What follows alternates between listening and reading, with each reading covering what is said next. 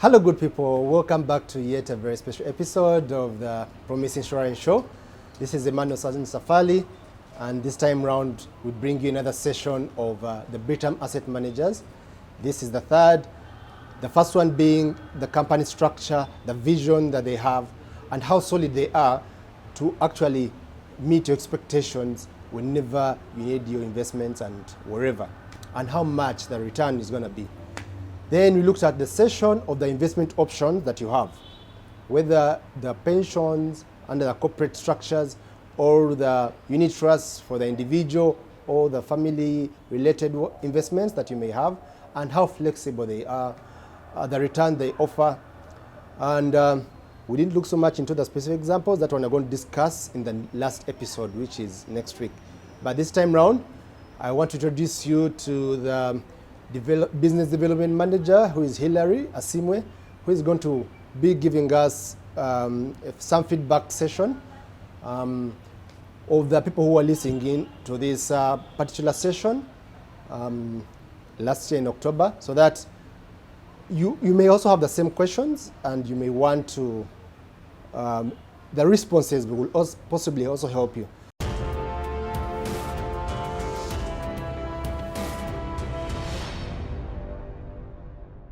So we are going into the Q&A session. We have had questions coming in. There are quite many, and we're going to read one by one. The respondents to the questions are going to be our presenters still, that is Ronald and Vernon. So Ronald is going to take most of the questions, and Vernon is going to take questions to do with buying of stocks and bonds. So how do I do this now? So I'm going to be reading questions so that then Ronald can answer, and those that are supposed to go to Vernon, they will go to him as well. So the first question for you, Ronald, was from James. Would like to know the difference between unit trust funds and wealth management fund. We shall do 3 in a row and then respond, then do the other 3. So the second question was from Mrs. Rebecca. What are the risks involved in investing in the money market fund? And the third was Susan. What is the Britam customer protection limit? Banks have 10 million in customer protection otherwise. So this is about how investors' money is really protected. Then for Vernon, we shall have from Susan, how do you buy and sell shares / stocks of companies? Then we shall also get from Herbert, why is it that financially sound companies like Umeme, MTN, of their share prices too low, actually below the IPO? So Ronald, you can take those, then Vernon, then we can read the rest. Thank you. Thank you, Hilary. I'll start off with the first question. What is the difference between unit trust fund and the wealth fund? So I've mentioned that unit trust funds are a collective investment scheme where money is pulled from various investors with a common investment objective. And the pooled funds are then used to purchase a portfolio of financial securities, depending on the type of fund. For example, if it is the equity fund, money will then be pooled, and then it will be channeled into various listed companies. In Uganda, we talked about likes of those that have recently been listed, CIPLA, MTN, Stanbic, and the rest. If it is a money market fund, and then for that, the underlying opportunities would be the fixed deposit, as you saw, treasury bills and bonds to provide returns, while the fixed deposits are providing liquidity.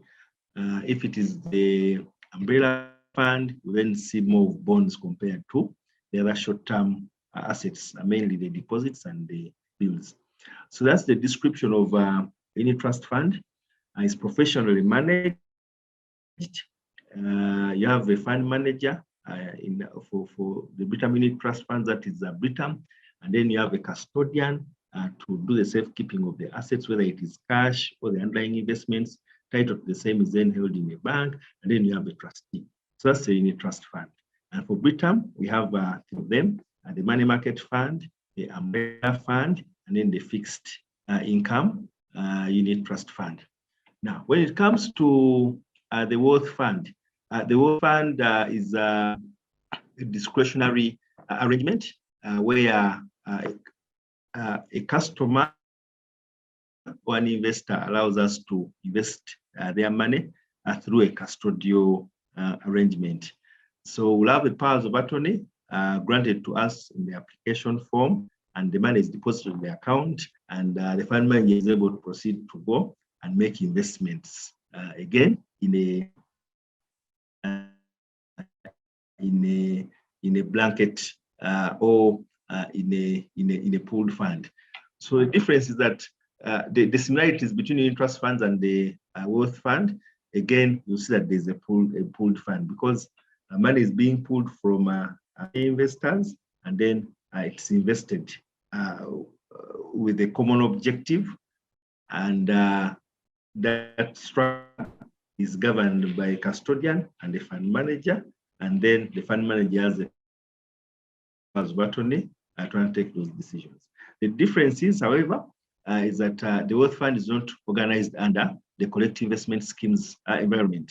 With the advantage of being under the collective investment schemes environment, you then are benefiting from the regulation from the CMA that allows for the tax exemption. So where you see tax exemption, you see tax exemption in the fund. So as a business, one of the reasons why we thought it was very important to then have a fixed income money market fund, we saw an opportunity to transport the features of the wealth fund to have the same in a tax-free environment, and have that organized under the collective investment scheme.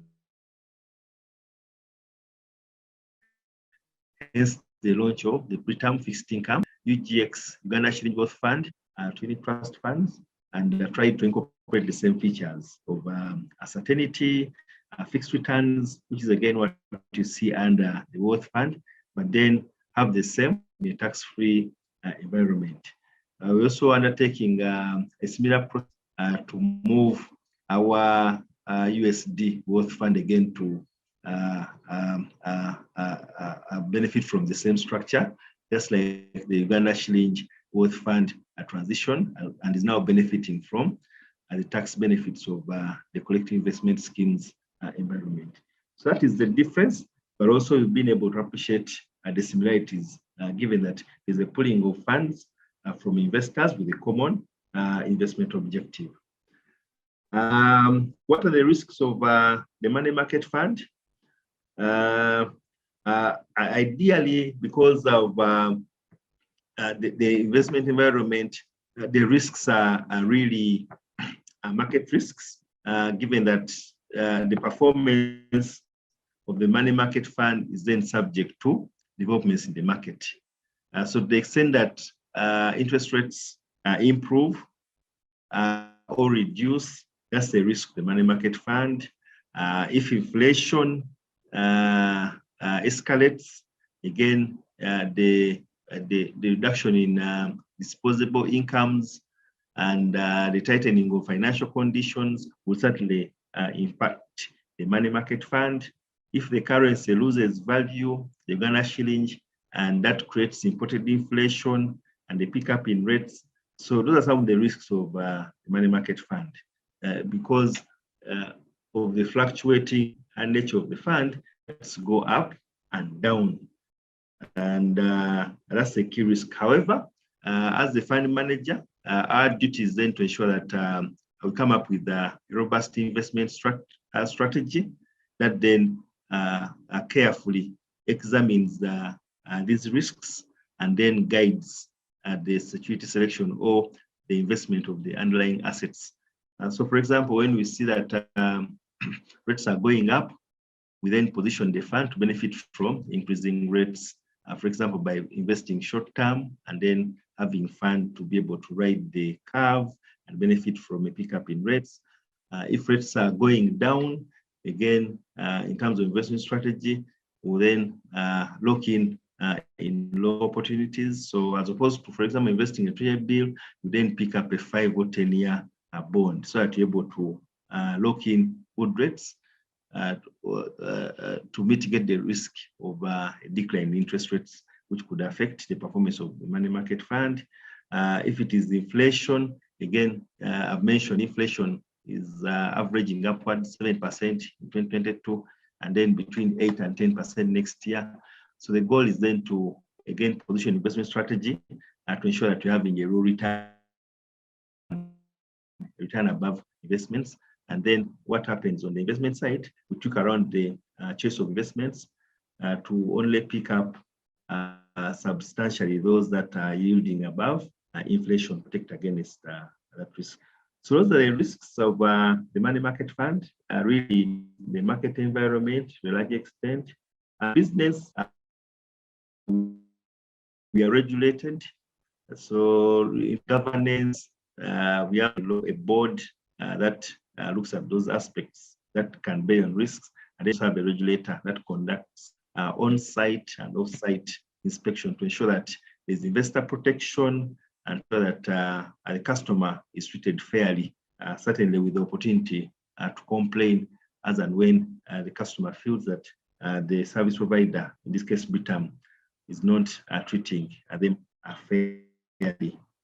What protection do we have compared to the deposit protection fund that allows for 10% per account?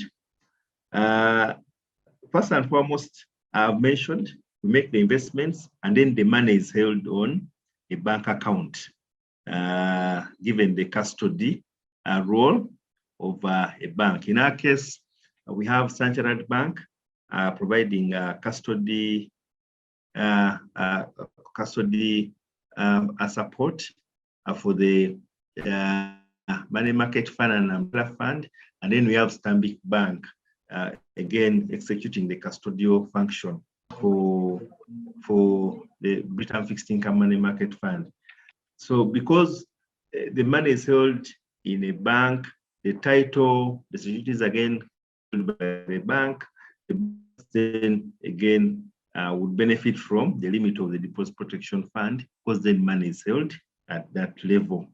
However, under the CMA, there's the investor compensation fund that's also in place for investors in the event that there are losses rising out of breaches to the investor protection mandate or the market players.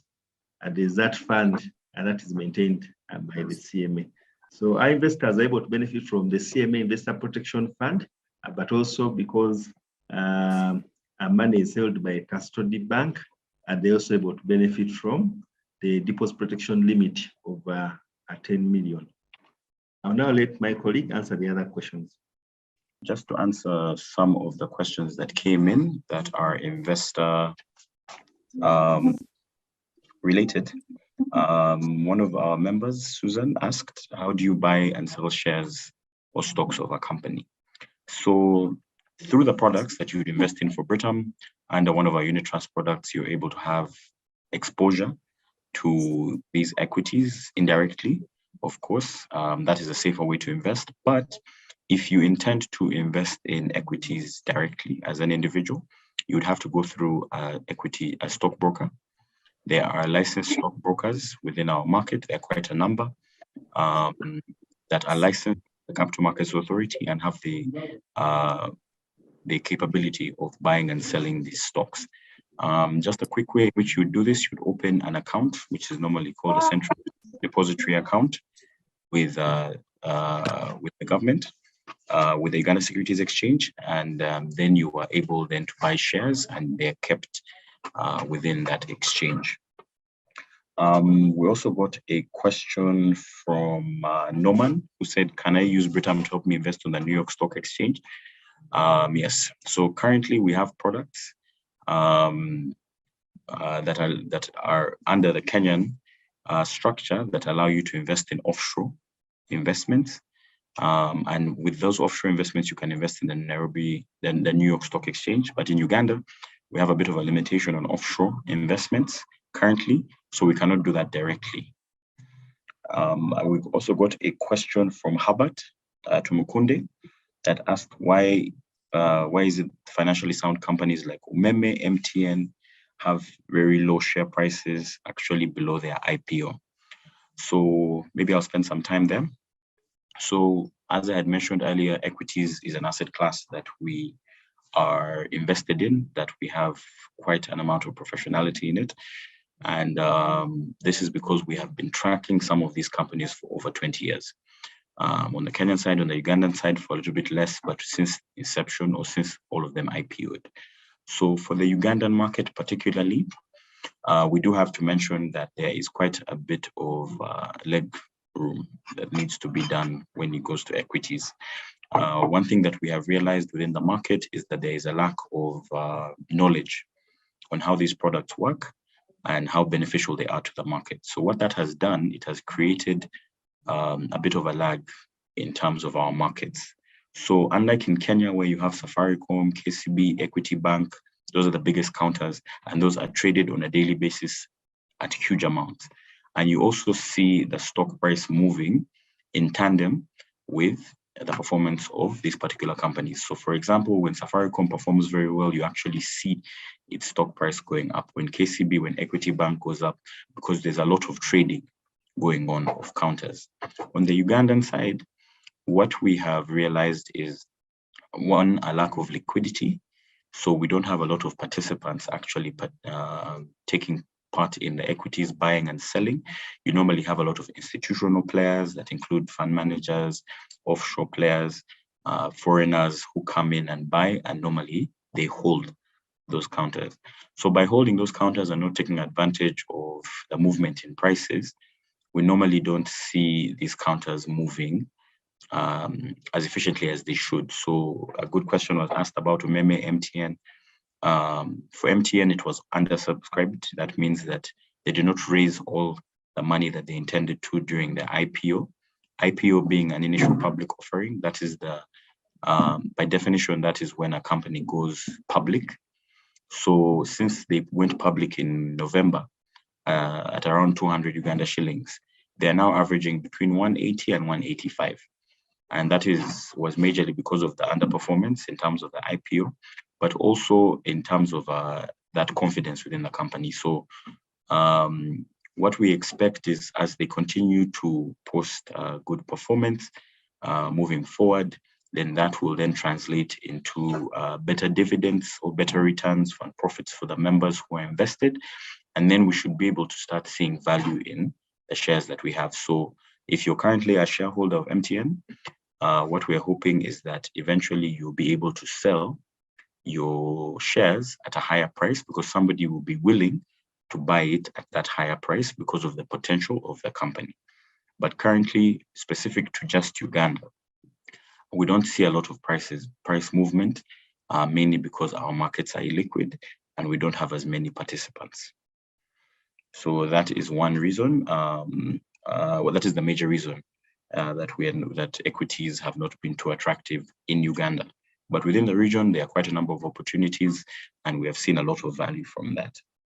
Let me see. There was another question on the best diversification portfolio mix. This was from Ovia Karunji. So I mentioned quite a number of things, and one of the main things, quite a number of things in my presentation, but one of them was diversification. So we normally encourage you to have safer interest-bearing assets as your larger portion of your investments. So these are the fixed income assets. We normally encourage you to have that as the largest piece of your pie, because these are stable returns that you will be getting, the continuous growth, and also you're able to access cash. We recommend a smaller allocation, obviously, to the equities that are higher risk. So that is also associated with the amount of risk that you're willing to take, and then a very minimal amount to be held in cash. So the reason why I'm not giving you particular percentages is, again, because of that first slide that I mentioned. Everyone is different. So we as Britam, we make sure to cultivate an investment profile for you as an individual. So when you come in as an individual to ask for investment advice, we're going to ask you all those questions that I asked. What is your investment horizon? What is your appetite, your risk appetite? How long do you want to invest for? How much do you want to invest? What is your return objective? And once we are able to collect that information from you, then we come up with an investment profile. So I have just given you a generic overview of where you should invest, but as an individual, I'll be able to fine tune and tell you exactly how you should invest that will meet all of your objectives. So that would be the best diversification portfolio mix. It is based on you being able to answer those questions. So what we always encourage you as our retail clients to do is to be able to ask yourselves that, come ready with some of those answers that we have asked you, so that we're able then to cultivate that investment profile for you and come up with even suggestions on products or avenues where you can invest specifically. We have quite a number of products, but picking the right product is also quite key. I think those were all the questions that were asked on the investment side. I'll just hand this back to Hilary to answer the questions on the products. Thank you. Like I said, thank you so much, Vernon and Ronald. I'll take the other section of the questions. I will take 2 questions myself. Ronald, I will be taking one from Timothy Wama. I'll read it out loud. So this is from Josephine.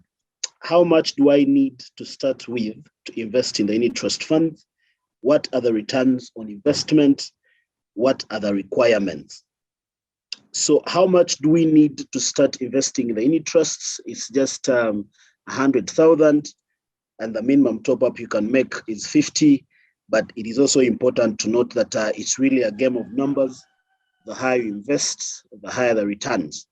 The beauty is that we allow you to put a regular investment in the fund. These are the top ups from time to time so that you can grow your portfolio over time. What are the returns on investment? Currently, we are returning an indicative average annual rate of 11%. This is not fixed. It can increase, it can go low according to how the markets are performing. What are the requirements to start investing? We have an application form that we give to you so that you can complete. We shall require you to attach a copy of your national ID and a bank statement. Then you're also required to send your investment money to our custodial accounts in Standard Chartered Bank. When we have the documents and the proof of payment, we proceed to set up your account and, of course, credit. Then we go ahead to give you what we call a contract note. This is in confirmation of receipt of your funds and commencement of the investment. Then onwards and upwards, we give you statements that basically show the transaction histories. That is, if you've been actively engaging in terms of withdrawals and top-ups. It will also show that the performance of the investment in terms of interest earned on a monthly basis. Then it will also show you the balance recently at that. Carol and Namanya asked, are there penalties for missing a monthly payment? Yes, like Ronald highlighted earlier, we allow regular investments to be placed in the fund. These are top-ups, and the minimum top-up you can make is 50,000. Now, these top-ups are not mandatory. You only save as and when you have the money and whatever much you have. So Ronald, you can take Timothy Wama's question. Do you have an online portal where one can see or have visibility of the account payments at any given time? We have an online portal that is soon to be launched. We expect to launch the same before end of this month. Currently, we are going through testing with selected customers to be able to share their experience but I'll just spend some time on the features of the portal. The portal is both a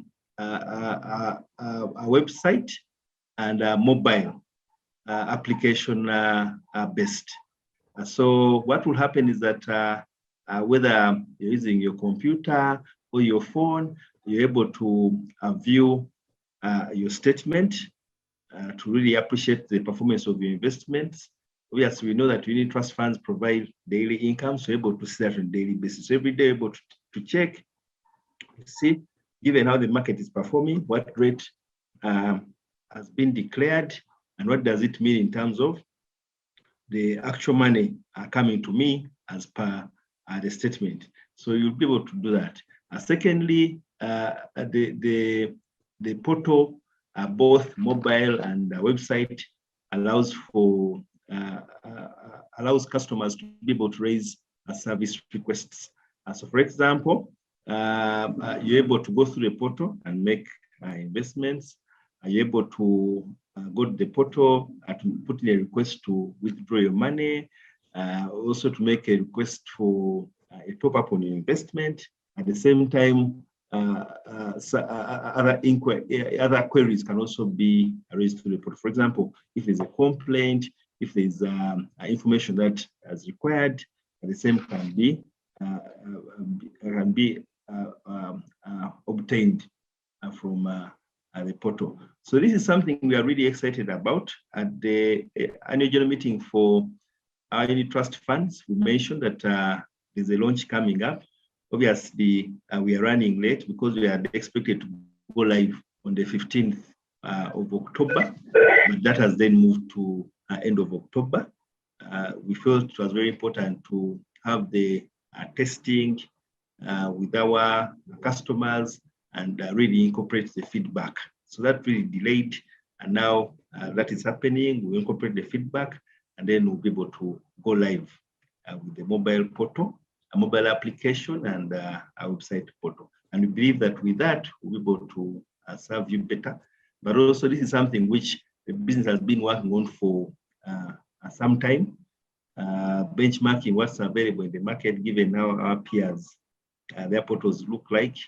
And then obviously taking into account international best practices to ensure that we can have a robust portal, which can give our customers a seamless experience and a good customer experience.